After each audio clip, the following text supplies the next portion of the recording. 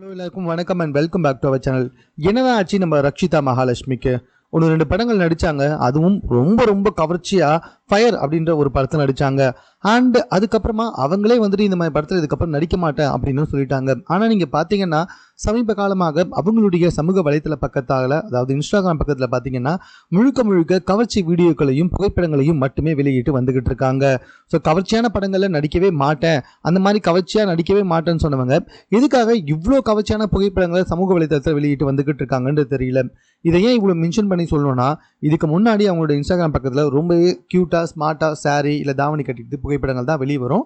So modern ட்ரெஸ்ஸாக இருந்தாலும் அந்த அளவுக்கு கவர்ச்சியாக இருக்காது. பட் இப்போ பார்த்தீங்கன்னா அளவுக்கு அதிகமான கவர்ச்சியாக இருக்குது.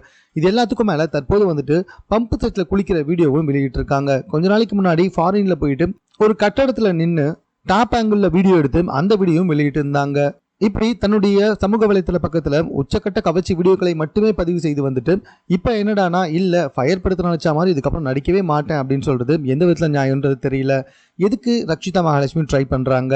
கவர்ச்சியாக நடிக்கணும்னு நினைக்கிறாங்களா, இல்லைனா நான் அப்படி சொன்னால் எனக்கு நிறைய வாய்ப்புகள் வரும் அப்படின்றதுக்காக அப்படி சொல்கிறாங்களான்னு சுத்தமாக புரியல.